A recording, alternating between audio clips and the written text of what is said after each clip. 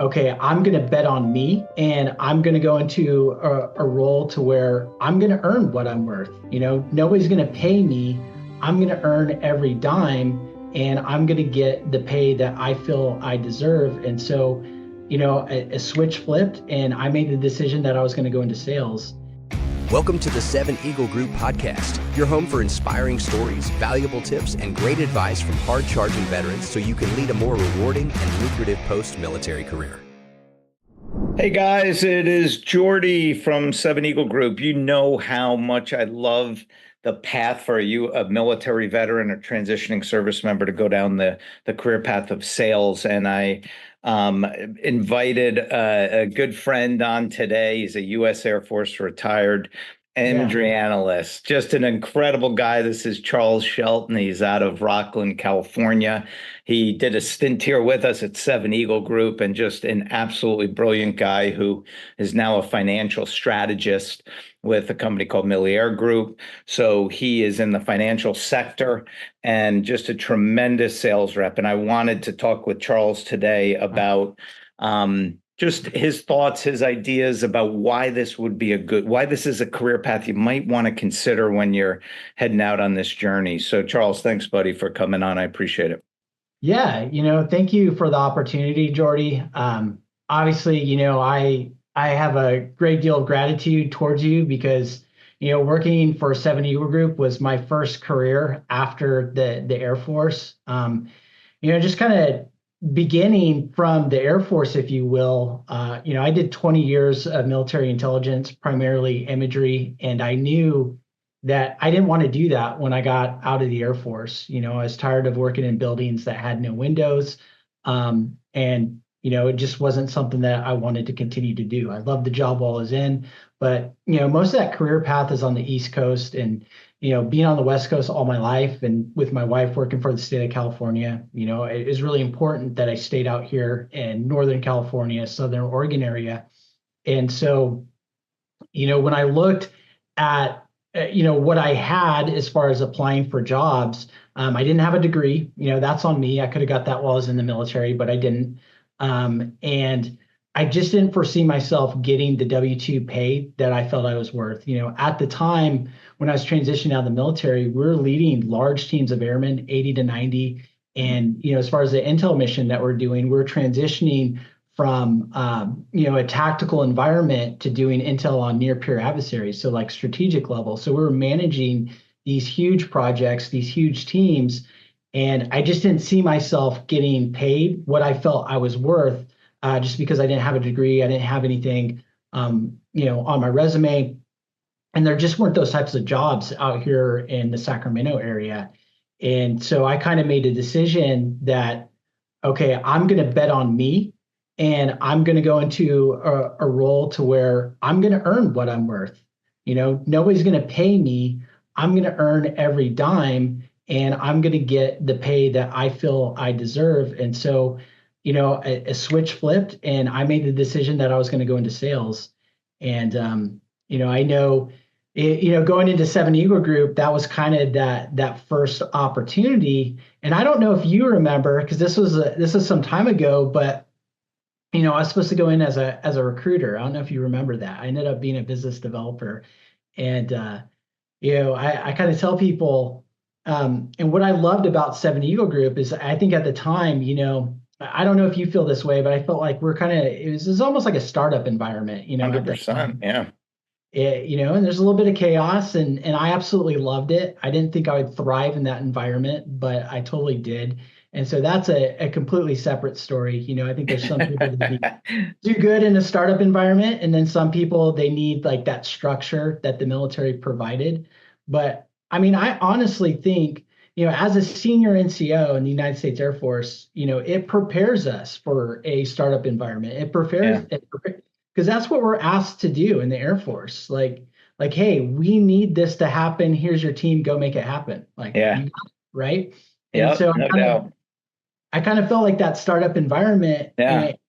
And the reason I bring that up is because I remember like you had a goal, right? Like, hey, these are the number of transitioning service members and vets that we want to place in positions. And, I took a peek behind the curtain. I looked at the data.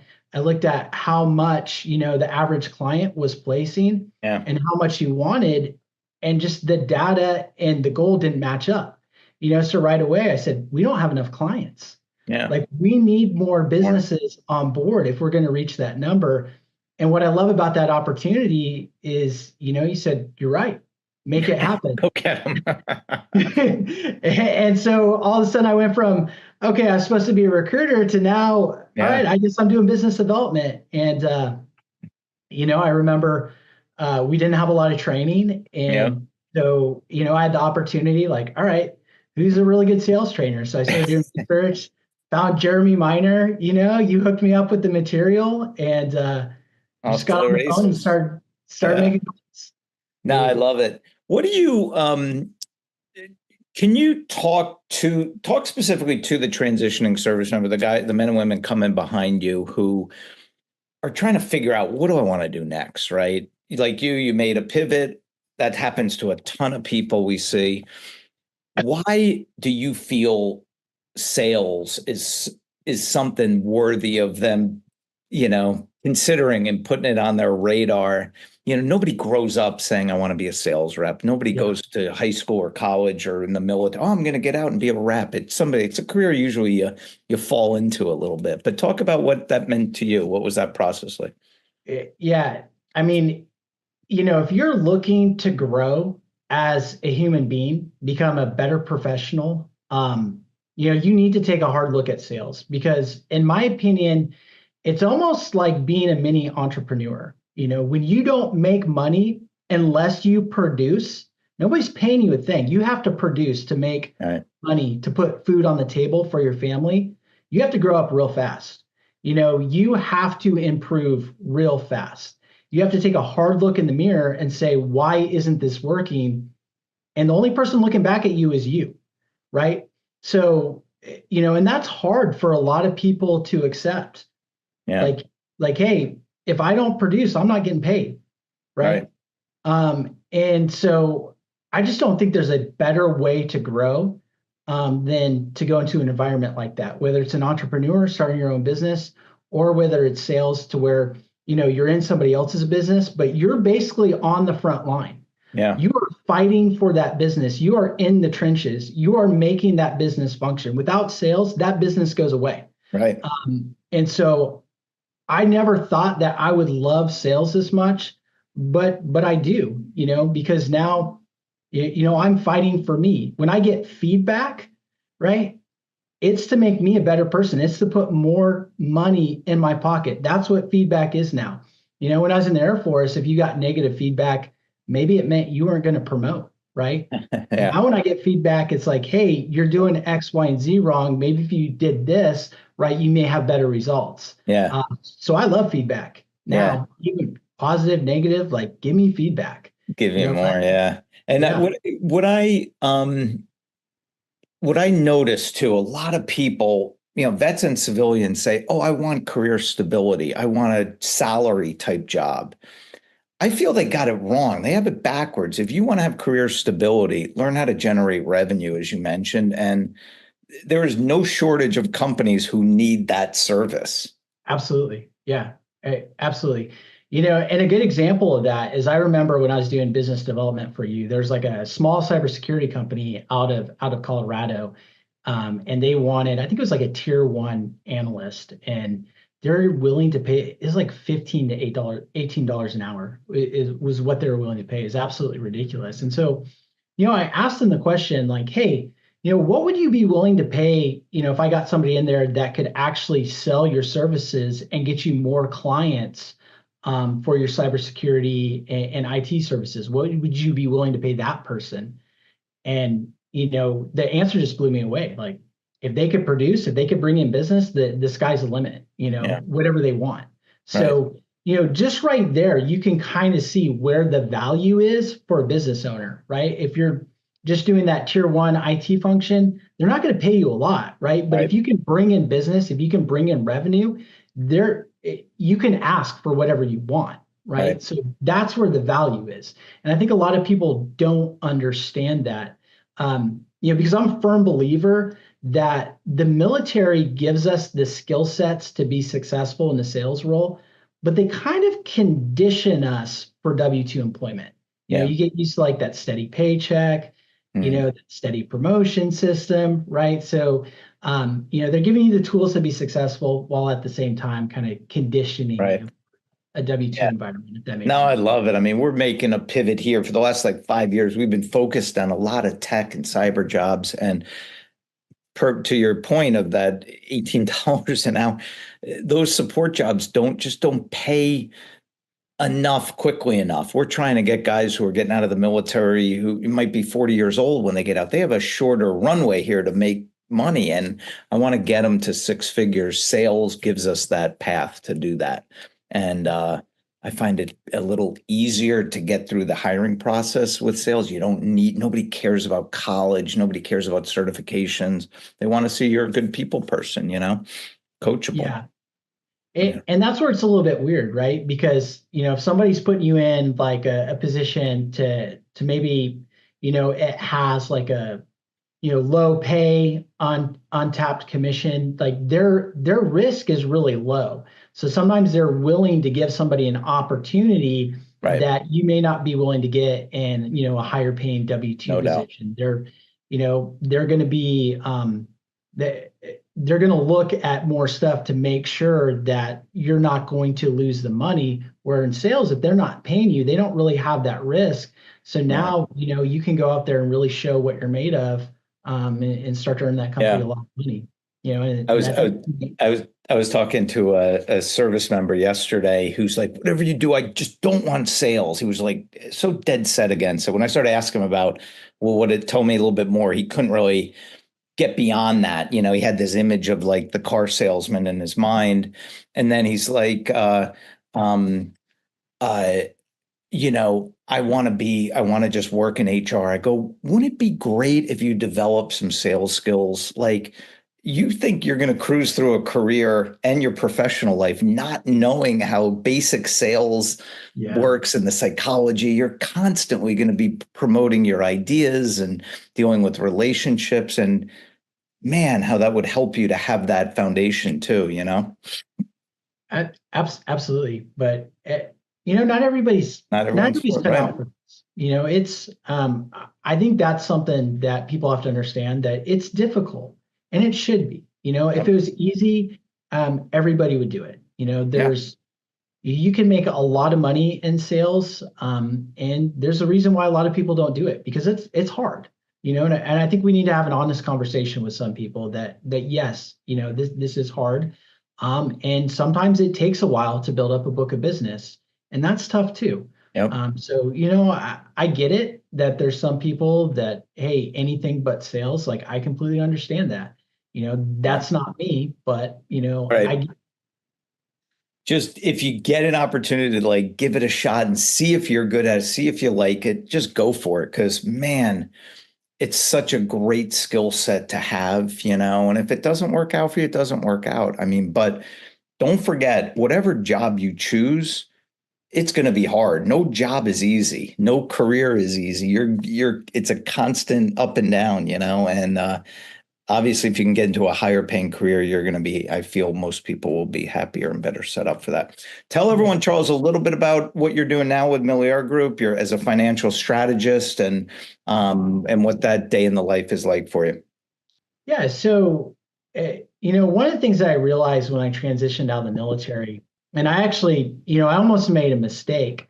So when I transitioned out of the Air Force, you know, as a retiree, or about to be a retiree as I was transitioning out, you know, I got 2 kids, 2 stepkids, a mortgage in Northern California.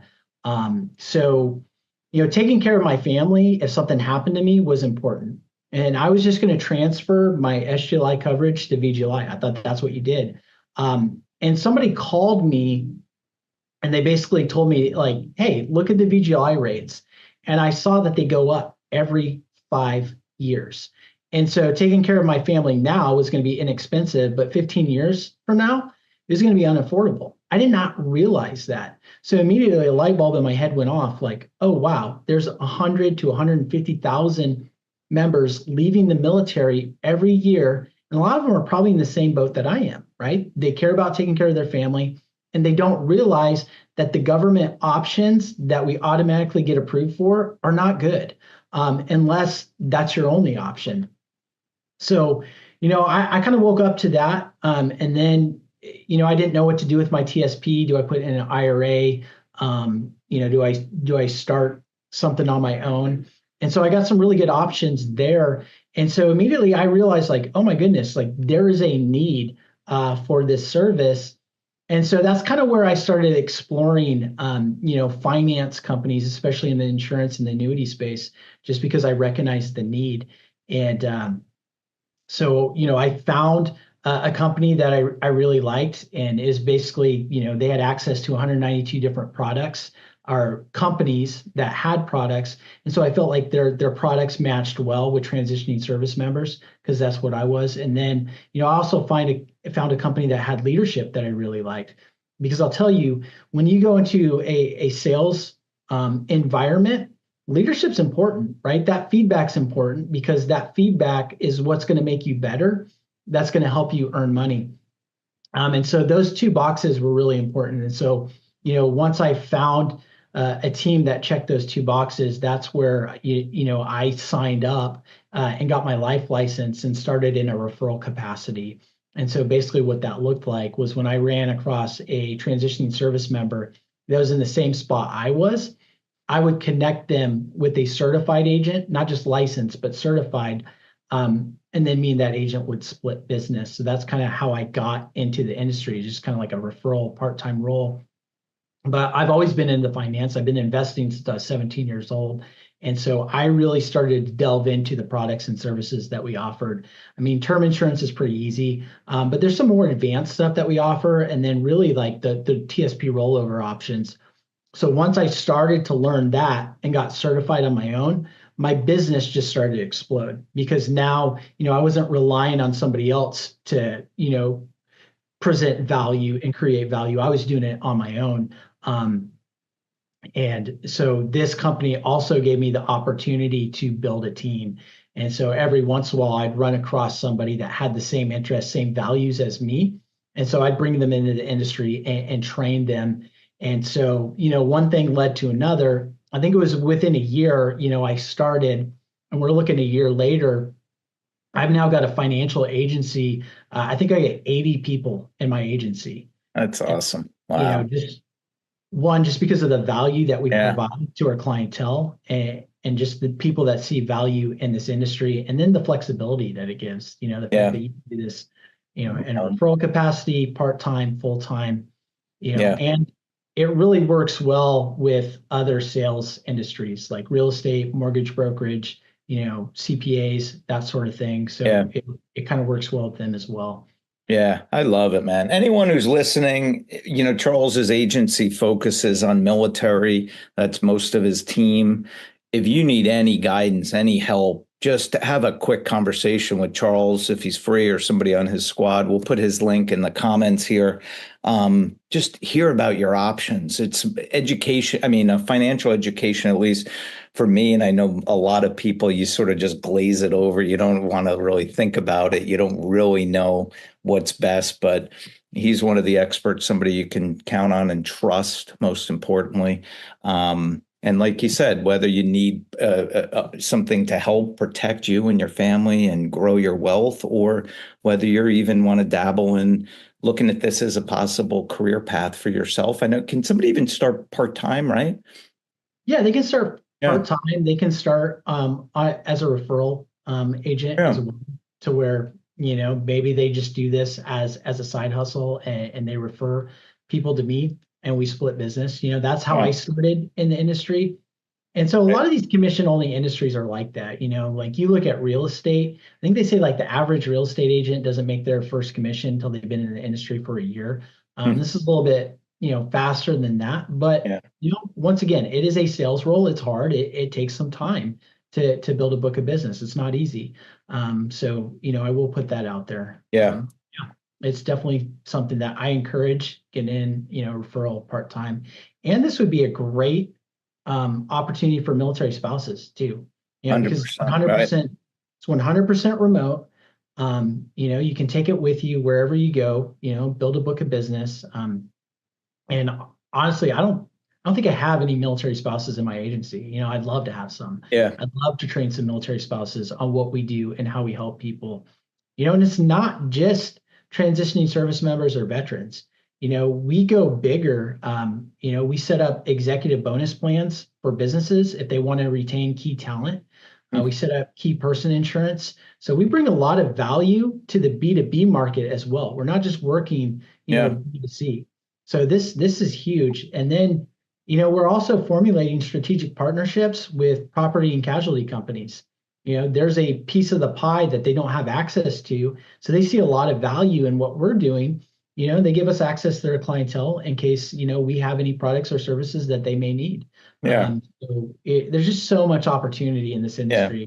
I like that it's so dynamic too. You're doing a lot of different things every day. You're meeting with people, you're doing partnerships, your strategic alliances. It's got some really cool features, and you could be at home while you're doing this, and most importantly, building something for yourself. But listen, anyone who, if you at all are interested in a career in the financial strategy world, or you just want to talk to somebody who's been down this path ahead of you, and you're considering sales, reach out to Charles. You won't find a nicer guy out there who cares deeply about his brothers and sisters. So we'll put his LinkedIn profile in the comments here. So Charles, thanks, buddy. I appreciate you sharing a little bit of your story and helping with some tips and suggestions.